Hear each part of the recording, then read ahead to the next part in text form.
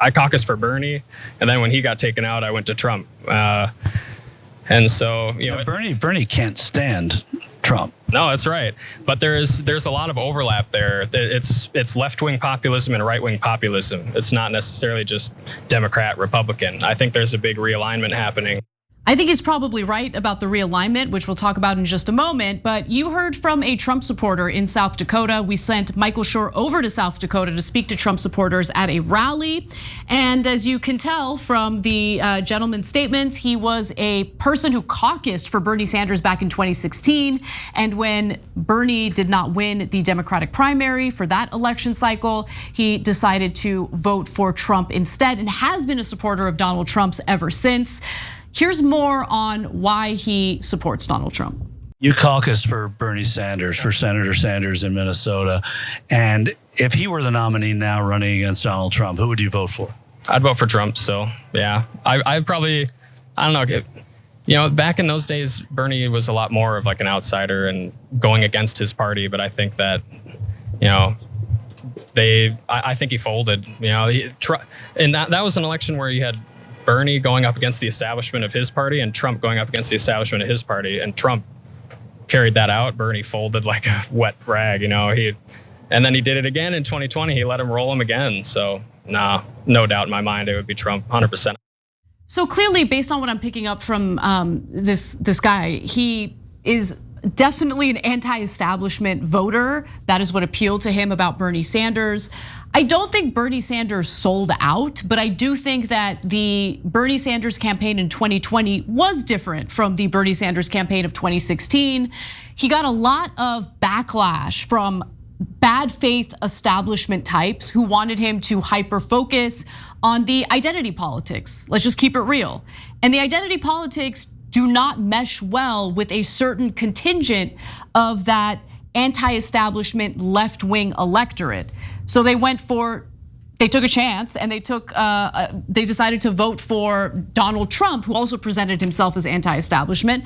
Unfortunately, the terrible economic policies that I'm assuming that the interviewee is in favor of are not the kinds of policies that Donald Trump favored, not the kind of policies that he pushed for. In fact, one of the only accomplishments of the Trump era were the 2017 tax cuts for the rich, which did not poll well among the majority of voters.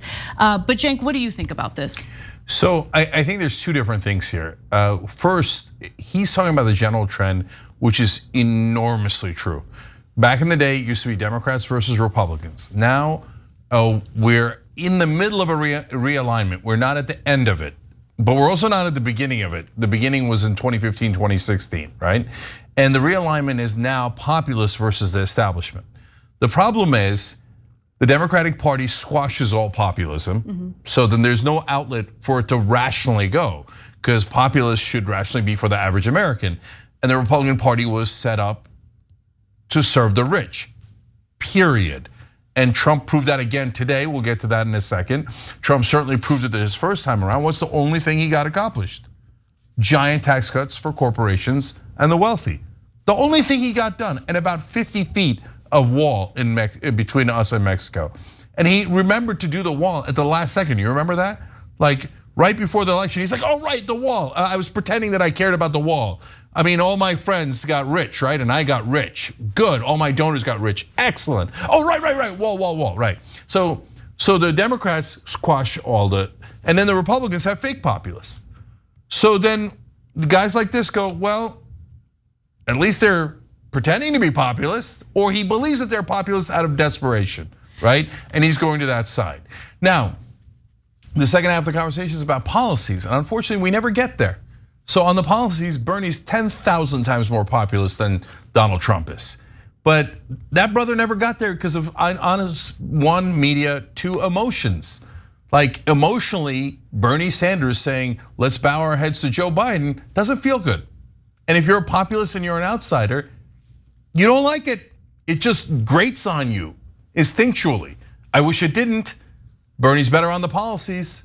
I'm not gonna get swayed by that, right? But a lot of people are. And we could put our head in the sand, and I know what corporate media would do. they would blame the voters. They would say, it's the voters' fault. They should know that they have to vote against Donald Trump. They should know their place. Vote for the establishment and like it. But it's not gonna help. They're leaving. The only question is, are they leaving the Democratic Party to go to a progressive or to go to a fake populist in the Republican side? Yeah, so, God, I have so many thoughts. So first off, let me just note, one of the things that I've noticed about the Biden administration and why I believe, I could be wrong about this, but why I believe Bernie Sanders has been so friendly to Biden is, yes, number one, they are legitimately friends, okay? But number two, I do think that any of the positive policies that have come out of the Biden administration have been directly influenced by Senator Bernie Sanders. So he understands that he has some sway over the administration. I think the appointments for the NLRB, which has been fantastic under Biden, influenced by Bernie Sanders. I think that the rework of the student loan debt forgiveness program, I think that I would be shocked if Bernie Sanders didn't play a role in that. I just think that there are good elements of the Biden administration, and I'd like to think that it's influenced by Senator Bernie Sanders. So when you see him being friendly to Biden, just keep that in mind in terms of why he might be doing that tactically, okay? Just putting that aside. With that said though, I actually disagree in regard to the Democratic Party squashing populism on their side. I think that they have allowed populism to manifest in a way that is tremendously unpopular with a lot of voters.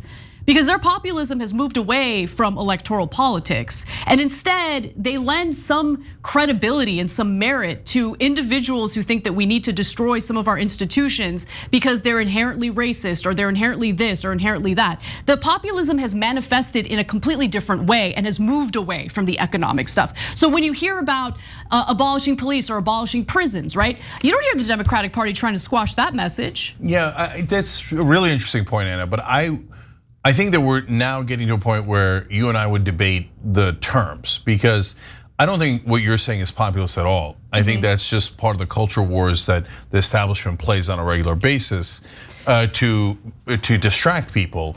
So, I mean, is there, populist means like an uprising of popular sentiment, and that could be directed in a good way or a bad way, right? But there's no popular uprising for. But you don't think that the economic populism has now kind of morphed into an anti-liberalism? And when I say liberal, I don't mean like conservative or liberal. I mean like liberal institutions, right? Like I'm seeing more and more of that in the Democratic Party. And I think that that is a direct result of essentially squashing the economic populist message, and all that energy instead kind of got funneled into a different direction. So we can argue over the wording that we use on the culture war stuff, the social stuff, but the bottom line message is the same though. The Democratic Party doesn't want anything to do with economic populism. Correct. Because look, I wrote about it in chapter 4 of my book, Justice is Coming. The whole Democratic Party got captured by corporate rule. I explain exactly how they got captured. And I have the quotes, I have the stats. It's indisputable, okay? And so now they serve corporate interests. That's what establishment Democrats do. And that leads me back to Bernie. I understand what you're saying, and you're right that Bernie is influencing Biden in a positive direction. And I believe in being practical, so I appreciate that he's doing that on some of the issues that he is. But there's a giant cost to it. And I'm not sure that's being accounted for enough, which is now there are no progressives that are opposing Biden in Washington. Yeah, and that's a giant problem. Yeah. There's no one making our case. There's no one fighting for us, and so then it feels like the Democrats have no populism left at all on economic issues, none. And they're all saying that this guy who's clearly a corporate Democrat and clearly establishment is God's gift to progressives and populists. And that's nuts. It's just not true. And that's driving people to the right, and that is counterproductive. Like I gotta give you an example. So there was virtually no reporting and no messaging coming from the Biden administration in regard to how he managed to fight and secure the paid time off for the rail workers, right? No reporting. I had to do digging to find that information.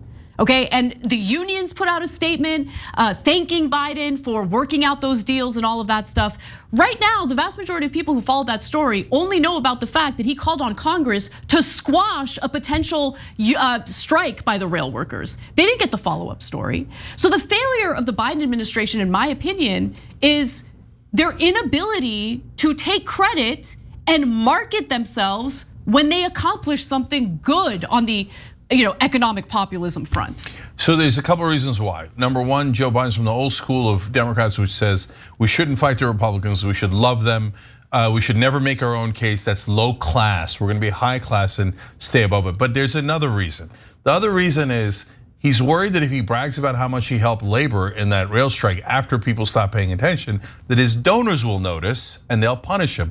Today, Donald Trump proposes to cut corporate taxes again. The world's worst populist, the most fake populist the country has ever seen. But he's a good marketer, so he markets himself as an economic populist. Exactly where I was going, Anna. Yeah. But he says he's a populist. He says he's gonna keep jobs here. He says he's gonna fight for the average worker. And then while you're not looking, he helps his corporate buddies. That's right. In a sense, he's the slimiest of the politicians. But since no one on our side is making our case, all the populists are going to the right wing because they don't think that there's an alternative on the left. And that is a cancer. And it's hurting the country massively. Yeah. Yeah, and look, I went back to look at the numbers, the percentage of Bernie supporters, people who voted for Bernie in the Democratic primary, who then ended up voting for Donald Trump. And according to the Cooperative Congressional Election Study, which came out in 2017, about 12% of people who voted for Senator Sanders in the 2016 Democratic primaries then went on to support Donald Trump instead. And the reason why is because of the anti-establishment messaging. It appealed to a significant portion of the electorate. Now, there were some characteristics of this portion of Bernie Sanders supporters that's worth noting. For instance, they're more socially conservative, for instance. So I would venture to say that guy, I don't know for sure, and I don't mean to speculate too much about him, but just based on some of the statements that he made in the context of that interview with Michael Schor, I would venture to say that he gets turned off by, the dominant culture war narratives that have kind of controlled the Democratic Party over the last several years, and is more interested in the economic populist messaging, which he's hearing from Donald Trump. But I would just ask, and it's not just a message to him, it's a message to all of us, right? You should never believe anything a politician tells you. Do the work, do some digging, and fact check them and make sure they're actually holding true to the statements that they claim. And if they're not, then you make your decision. If you still support Trump after that, that's totally fine. That's up to you, right? Yeah. But I'm just sick of these lying politicians and all, don't just vote on vibes, vote based on the evidence. That's all I'm saying. Okay, yeah, and Donald Trump, again, today not announced publicly, but there's a huge leak to Politico, and all his advisors are saying they're gonna go and cut corporate taxes again. They cut it from 35 to 21. Now, mind you, there's 76% of Americans who want corporate taxes to go up, not down. That's the populist position. And now Trump is gonna double down and say, no, I'm gonna lower them even lower to 15%. By the way, one of the reasons why they were leaking that is actually smart political strategy, because they know their own base won't believe it, they won't hear it, they won't believe it. They think he's a populist hero, and they don't care about facts. So, but the donors are gonna hear it, and it might neuter the donors. The donors will go, whoa, you're gonna cut my taxes again? Maybe I stop giving money to Ron DeSantis and Nikki Haley, and maybe you're not so bad. I don't care if you kill democracy as long as you give me a 15% corporate tax rate, which is comically low, ridiculously, pathetically low. So that's part of the strategy here. And I just want to make a quick comment about the 12% that from Bernie that went to vote for Trump. Half of them were Republicans. We could have gotten those Republican votes, but we chose to throw them away, okay? And Hillary Clinton, 25% of her voters voted for McCain instead of Obama. Because unlike Bernie, she barely campaigned for Obama. Bernie did 40 rallies for Hillary Clinton.